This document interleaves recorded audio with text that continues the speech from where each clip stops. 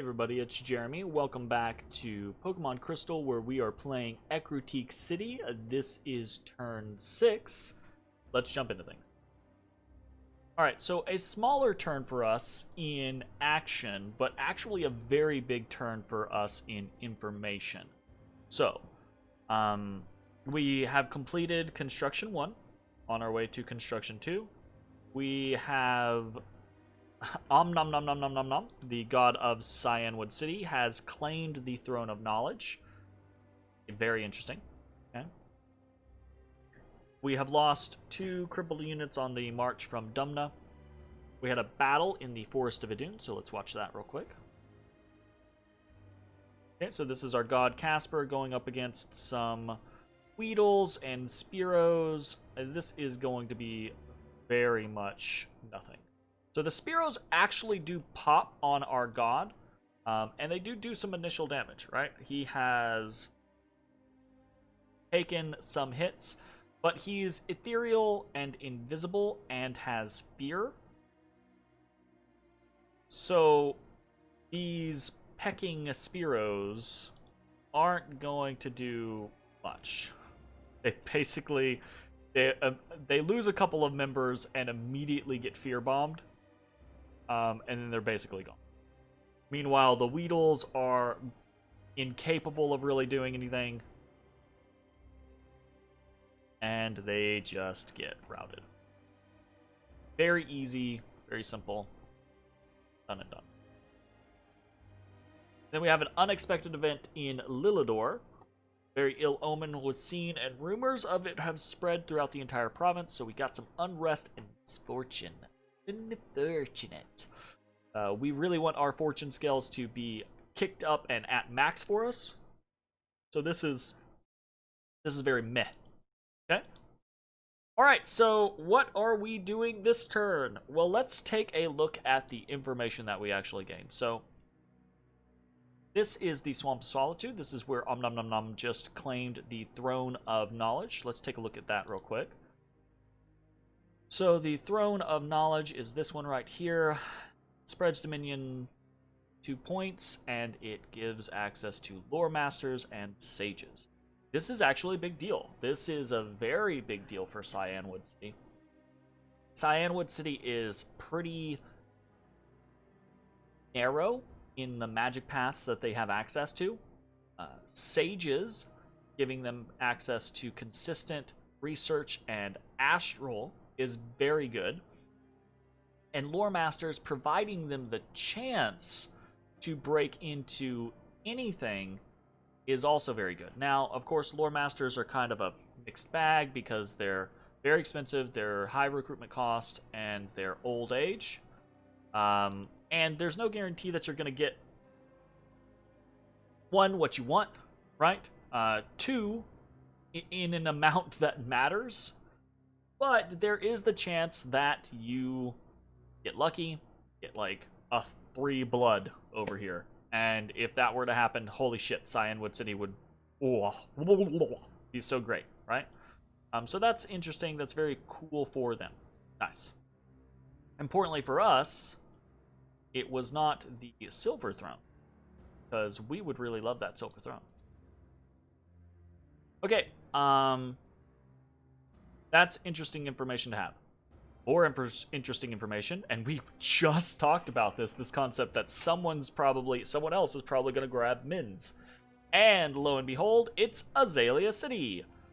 And they didn't come from Osens, so they didn't come through 41. That means someone is up here, right? And Nom Nom Nom has basically just claimed that's someone's throne. Well, now granted, it's, you know, they don't instantly have claim to it, but if someone is here in like 51 or in 48, I'm assuming they're in 51, and Nom Nom just like walked into their like area and claimed this throne, that's a pretty big deal.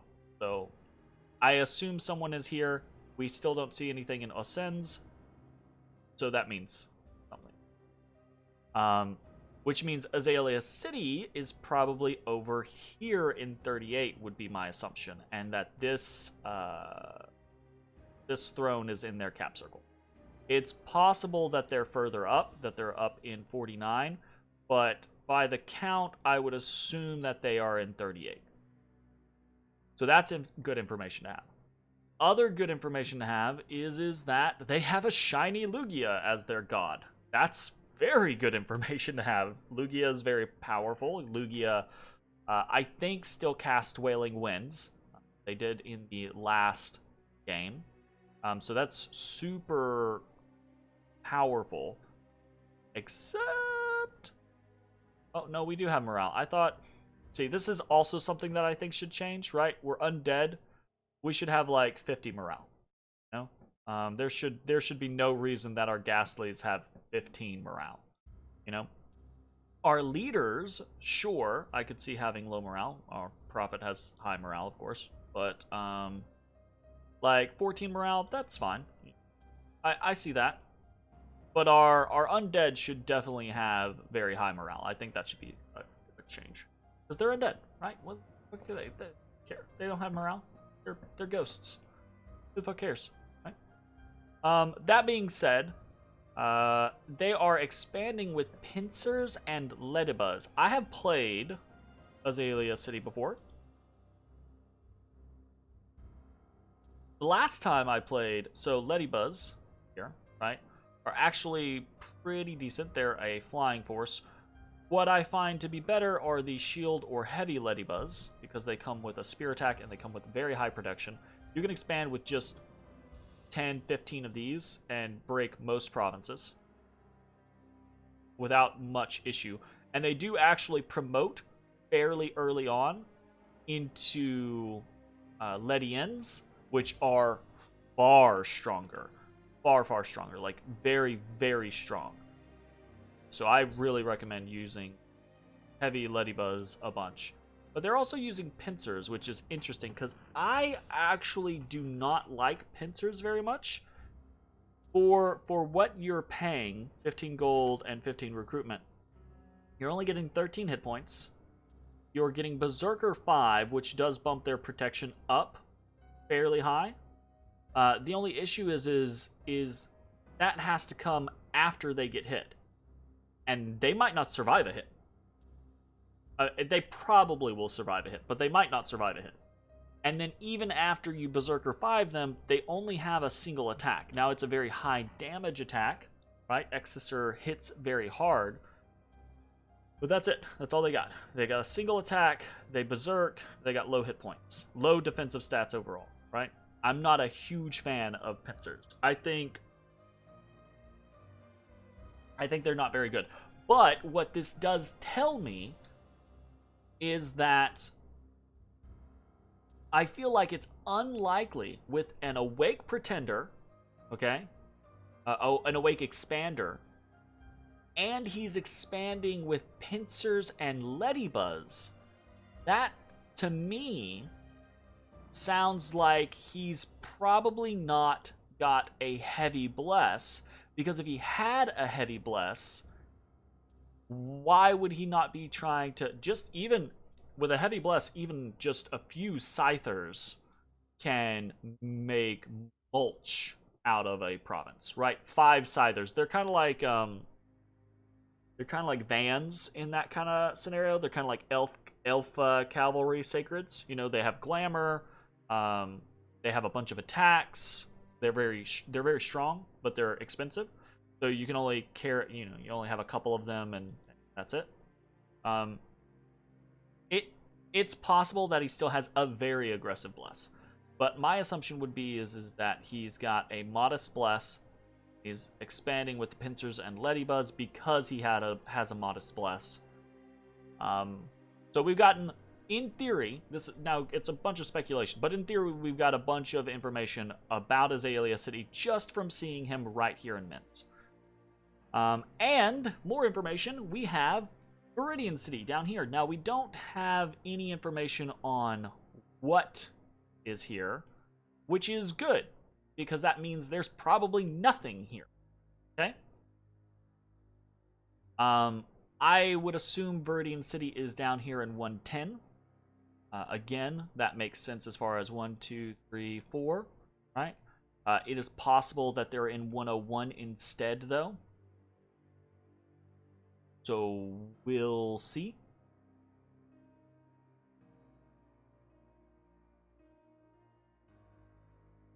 No thrones down here. The throne disbursement in this game is fucking wonky. There are no thrones in this massive section. And there are like 15,000 thrones over here. Like, what the fuck? What the fucking fuck? Okay, but okay, Viridian City, obviously we get less information than we did from Azalea. But Viridian City gives us a general location, like maybe they're over here, right? Like maybe they're in 117 or 132. They could even be over on the island, depending on how things have gone. I would assume they're down here in 101 or 110, right? And what are we gonna do? We've got a couple of different moves that we're making this turn. Not as many as I would prefer, unfortunately, because the game is kind of fucking me on this one. And I'm not happy about it, but it's whatever. So it's turn 6. We have 11 provinces. We've established a nice little northeastern border over here. I wanted to take Anvast off of this. I wanted to move my god into Anvast. But lo and fucking behold, I can't move to Anvast in a single turn. I can move to my capital, which is the same distance away as Anvast. Okay, so there's a distance command for options. Isn't there? Map filters.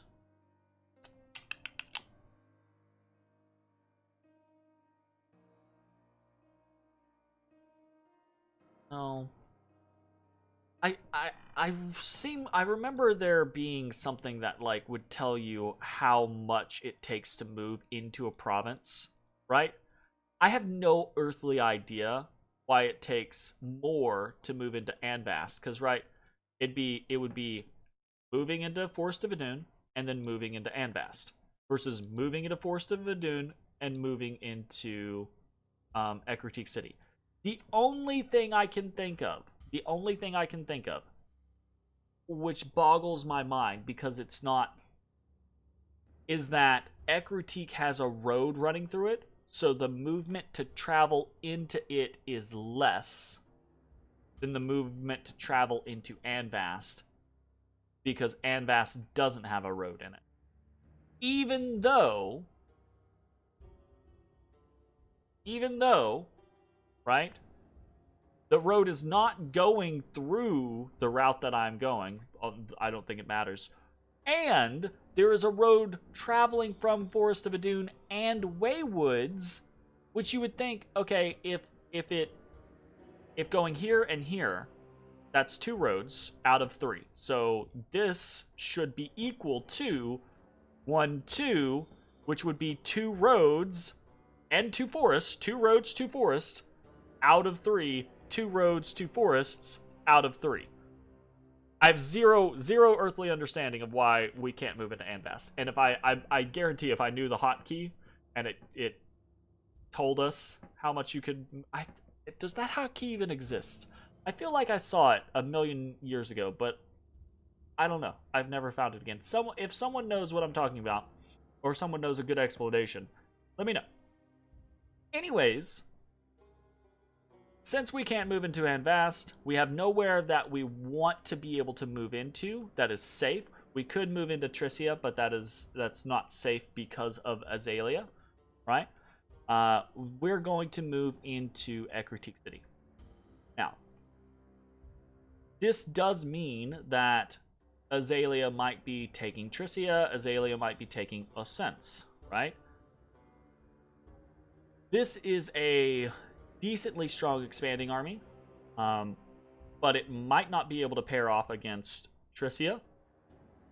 I would say because of the Lugia, it probably will be able to. But if I was choosing to expand into one or the other, I would probably be expanding into Osins. Okay? But depending on who's up here, this person might be getting hemmed in very, very quickly. So this might end up being our northern border. We'll see. Okay. Or Azalea might just be like, fuck the ghosts and immediately start attacking us. If they do, we're going to have some very different scenarios going on. But for now, Casper is heading back to Ecruteak City, and the reason why I'm going all the way back to Ecruteak City, I can move into Second Forest, I can move into Lilidor, but the reason I'm going all the way back to Ecruteak City is because it's the farthest I can travel in a single turn. That gets me to the most central location that I can then travel to other directions I might want to go to in the future. Because I think I can travel from Ecruteak into Furia. I can definitely travel from Ecruteak into Anbast. I think I can travel from Ecruteak into Hystria, and we know Casper can deal with Snubbles and Shuckles. I just don't know that a small army can deal with Snubbles and Shuckles. So, going to Ecruteak City is going to give us the biggest vantage, or the most amount of options on where to take Casper next. Okay? And from there, we are attacking into Haunted Woods. Okay? Now, why am I going for Haunted Woods rather than Silver Swamps? Here's the reason. Haunted Woods is actually, I think, the riskier bump play. Okay? I think there is a higher chance that we bump with someone in Haunted Woods. However, I think it is better for us in the long run to secure Haunted Woods and to secure Furia in order to encapsulate this throne and establish an eastern or western border, right? I would love to also take Timeless Waste, and I would love to also take Donnermark. I don't know that that's going to happen, though. I think the force that we have with 27 ghosts and 35 ghosts here are easily going to be able to take on the Teddy Ursas and Team Rocket Bellsprouts. I think it's kind of overkill, honestly. I honestly think that I could potentially attack both Haunted Woods and Silver Swamps with this big force. Or I think I could potentially attack with this big force into Hystria. I'm not going to do that because I am worried that there might be a bump. And again, right, we did the very aggressive expansion early on. It's turn 6. We have 1, 2, 3, 4, 5, 6, 7, 8, 9, 10, 11 provinces. Turn 7 should have 12. Turn 8, we should have 13, 14. Turn 9, maybe 15, 16. 10, etc. Right? So I feel comfortable with how our expansion is going, and my concern now is getting bad bumps that are going to make us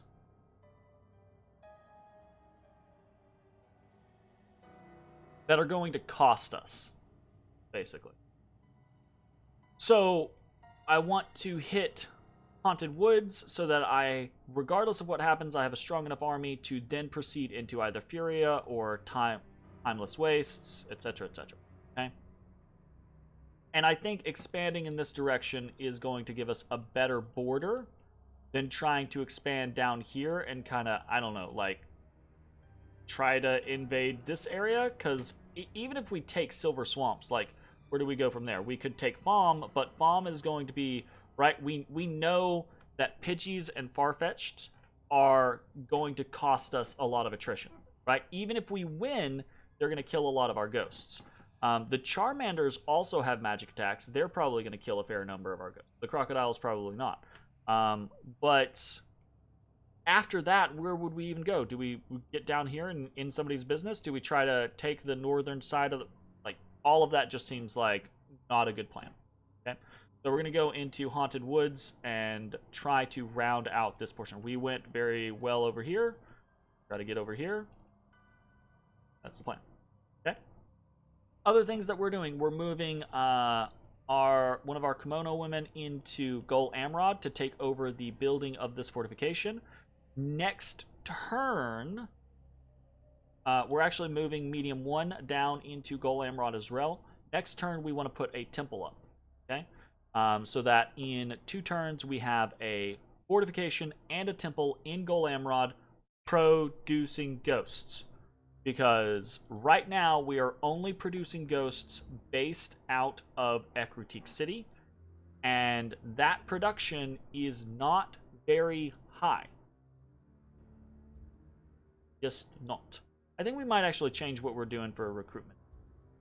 Right now we're doing a white channeler, and I was doing that because I want to get more research. But again, we've established research is going to come once we get ourselves established, but we've got to get ourselves established. We've got to get good borders. We've got to get mobility to be able to ferry our troops around.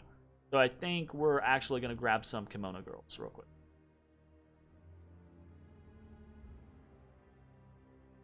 Kimono girls, or do I want to spring? No, we're money is still tight. We want to go for kimono girls instead of kimono command. Kimono commanders. Kimono commander. 1 Haunter, 1d3 Ghastlies. 1 Haunter, 1d3 Ghastlies.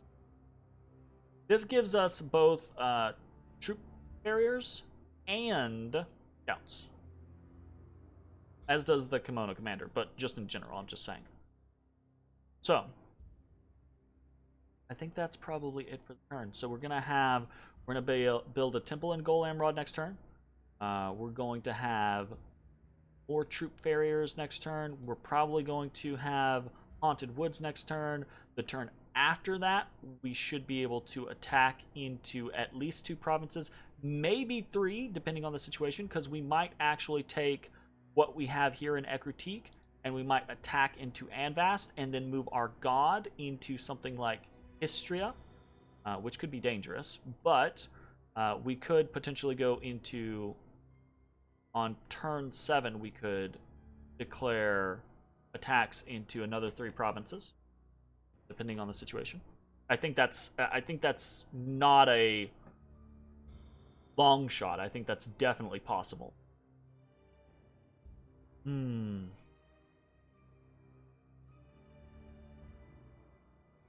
There's so many Pidgeys and Farfetch'd here. This is going to be a huge pain in the ass to take. Okay, I think that's probably it for the turn. Our research is abysmal. It's going to be abysmal for a while.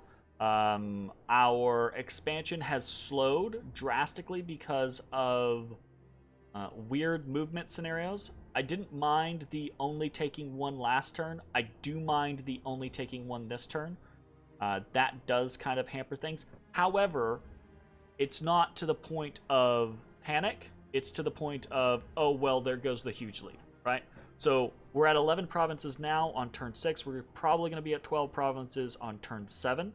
If we bump here or fail here, and we're at 11 provinces on turn 7 without an expansion party, then that's going to be a big deal. But as long as we're successful here and our prospects look good going forward, it shouldn't be that big of a deal. I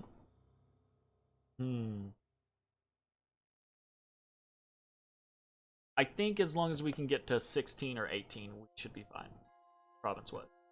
As long as I think we can keep this border established up here, and kind of hold dominion over these 2 thrones, we should be okay. And as long as we can get up by turn 12, right? Here's the stickler. More than many other nations, we need to have forts and temples up. Because forts and temples generate way more ghosts than just regular land. We have to have forts and temples up. So if by turn 12 We've done a good job already. If we can by 412 have turn 12 have 3 forts and temples up, we're great. If we can have 4 forts and temples up, we might destroy some people. So we'll see how it goes. All right, that's it for the turn, I think. I will see you all next time. Bye, everybody.